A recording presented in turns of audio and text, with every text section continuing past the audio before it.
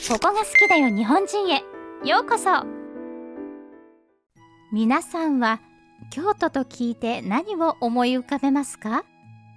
花の都、祇園、舞妓、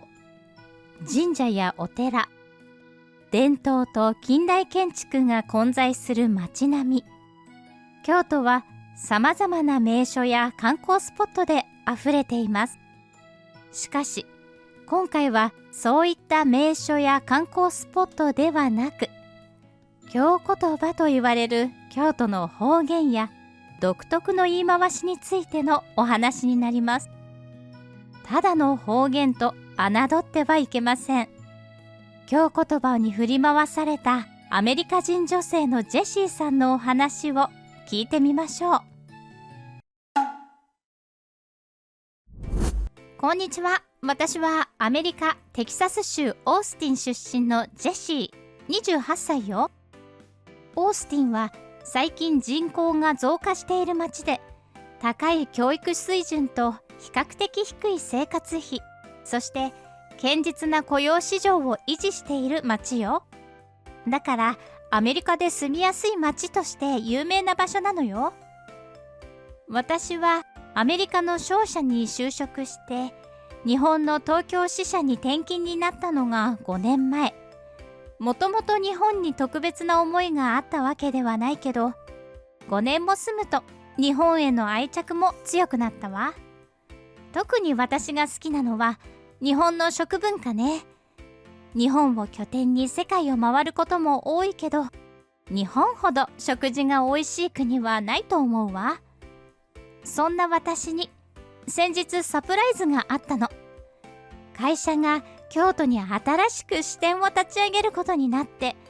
私の上司が京都の支店長をすることになったの。そして営業リーダーとして一緒に来てほしいと誘われたわ。私にとって願ってもないチャンスだったから喜んで OK したわ。京都での仕事は順調だったわ。上司がもともと京都出身だったということもあり、さまざまな仕事が舞い込んできて大忙しの毎日を送っていたの。そんなある日、祇園のある有名なお店から大口の発注をしたいという相談が私のもとに飛び込んできたわ。京都の老舗で400年続く祇園の名店らしいの。京都に来て思ったのは、京都、特に老舗や名店と言われるお店の人は独特な言葉遣いをするのね。おおきにゆっくりしはってくださいね。おいでやす。はんなりしてはってええどすな。ほなまたよろしゅう頼んます。ゆったりとした話し方はとても女性的で美しい響きだと思ったわ。その日の商談は非常に納得のいく出来だったと思う。相手のニーズをしっかりと掴んで提案することができたし、世間話なども交えてかなりじっくり話すことができた。話の途中、私の時計を見て、時計しはってよろしおすなぁと褒めてくれたのも嬉しかった。お気に入りの時計だったので、ついつい予断が長くなってしまったけど、かなりの手応えがあった。しかし、次の日に先方から担当を変えてほしいという旨の連絡が上司に入ったの。信じられない。あんなにうまくいってたのに。上司にもう一度話をさせてほしいと頼み込んだけれど、受け入れてはもらえなかったわ。その後、別の担当が話をしに行って商談はうまくまとまったけど、私は全く納得いかなかったわ。上司に私が外された理由を聞いたんだけど、合わなかったとしか言われてないとのことだった。これは人種差別よ。私がアメリカ人だから一緒に仕事がしたくなかったに決まっている。他に理由が考えられない。どうしても納得がいかない私に、しばらくして上司が不思議なことを聞いてきたの。もしかして時計を褒められなかったか？あれ、その話は余談だから上司にはしていないはず。どうしてそのことを知っているの？ええ、時計も褒めてもらえたし、すごくいい商談だったわ。と私は答えた。すると上司は突然うなずき、僕も君が外される理由がよくわからなかったんだけど、今の話で理由がわかったよ。そして私はあまりにも不可解で理解できない京言葉の恐ろしさを知ることになるの。京言葉は湾曲表現がしばしば使われていて、私も気づかないうちに言われていたの。時計しはってよろしおすなはその代表例で、これは時計を褒められているわけではなく、時計を見ろ、早く帰ってくれという意味らしいわ。そういった湾曲表現は他にもいろいろとあり、よろしいな、これは良いという意味でも使われるが、どうでもいいという意味。ぶぶ漬けお上がりますかもいい加減帰ってくれという意味になるという。日本人はアメリカ人と違って直接的なコミュニケーションを好まないことはアメリカでも有名だから、ある程度は理解してきたつもりだったけど、これは全く理解不能よ。そもそもアメリカでは相手に配慮して話すのではなく、誤解がないように直接的な表現で伝えることが正しいとされているの。相手の問いに対していいえまたはわからないとはっきりと答えることがスムーズなコミュニケーションになると考えられているわ。このようなコミュニティで育ってきた私に、京都の人はなぜわざわざわかりにくい表現をしてくるの？すると上司から追い打ちをかけるように、さらにショッキングな話を聞いたわ。京都はもともと一元さんお断りという文化があり、よそ者を排除する動きが強いらしいの。さらにその風潮は京都内の中でもあるそうよ。京都人にとって京都と認められる場所が決まっていて、それが洛中と呼ばれる地域。大雑把に区分すると、京都駅よりも北で御所よりも南のすごく限られた範囲よ。それ以外は洛外と呼ばれ、洛中の人からすると京都人じゃないらしいわ。差別思考も甚だしいわよ。京都の中でも洛外なんてものがあるなら、アメリカから来た私は一体どうなるの？その日は私が今まで感じてきた京都の良いイメージが一日にして崩れ去った日だった。それからというもの、私の京都での仕事は全然うまくいかなくなったわ。相手の言っていることをそのまま受け取っていいのか嫌味なのかが分からず、中途半端な対応ばかりになってしまい、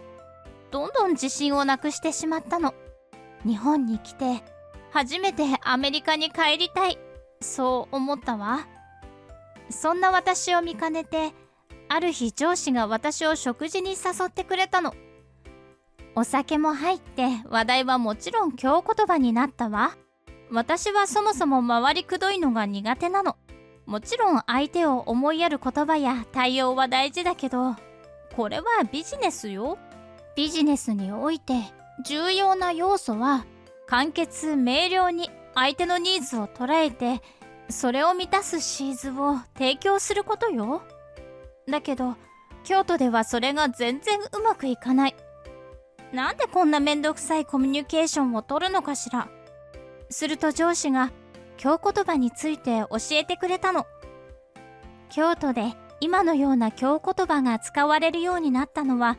織田信長から明智光秀、豊臣秀吉といった権力交代が頻繁に行われた頃、文句や陰口が禁句だったことがその理由だと言われているみたい。断言を避け、表現を柔らかく穏やかな言い方をすることで、陰口や嫌味に聞こえない、また本音と嘘がわからない表現を使うようになったと言われているらしい。この話を聞いて、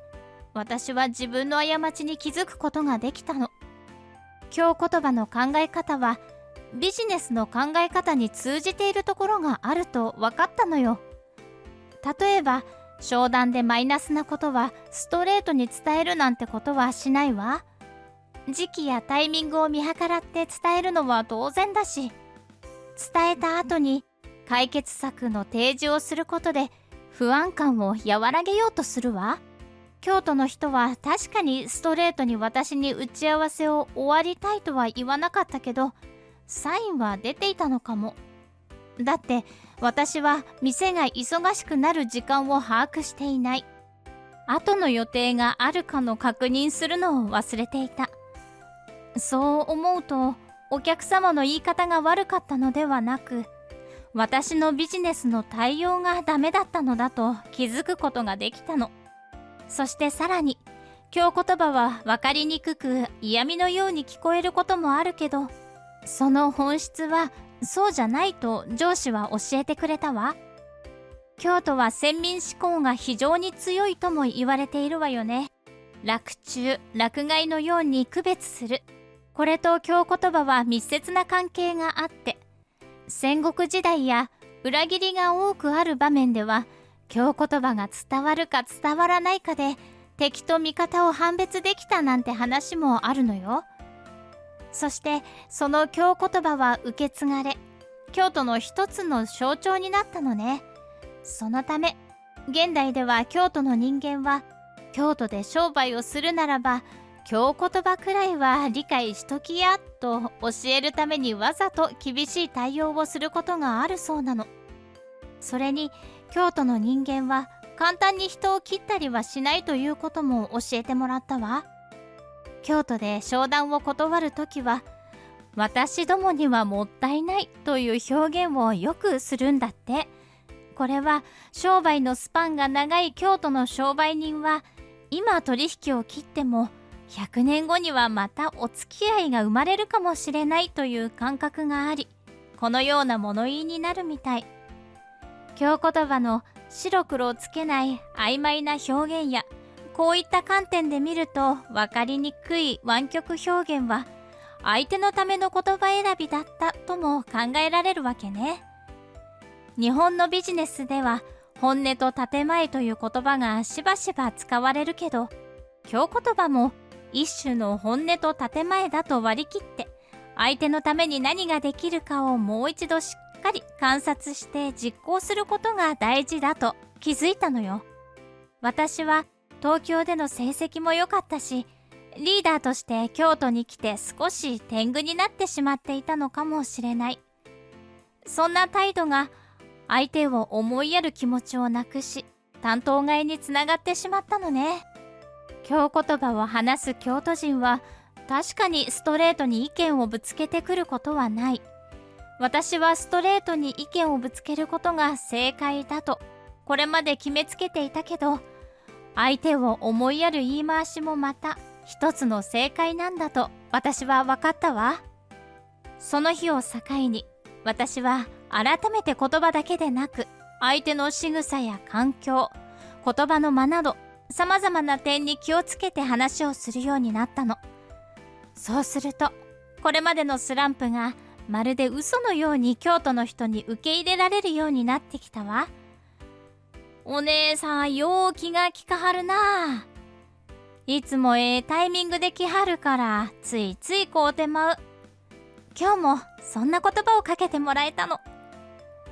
一時は京都なんて大嫌いだと思ってしまっていたけど、京都人の懐の大きさを知り、京言葉の意味を知ることで、京都や京言葉が大好きになったわ。皆さんは京都に住んだり旅行に行ったりしたことはありますか？そんな時に京都の人は行けずと聞いたことはありませんか？これは京言葉で使われる湾曲表現を指して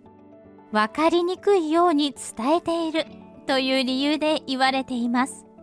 しかし京都の人はいけずでそのような湾曲表現を行っているわけではないかもしれません。そう思えた時に本当の京都の人柄が見えてくるのかもしれませんね。それでは皆さん、ごきげんよう。最後までご視聴いただきましてありがとうございました。視聴者の皆様のご意見、ご感想をコメント欄までお寄せください。もしよろしければ高評価やシェアしていただけると嬉しいです。それではまた次回の動画をお楽しみに。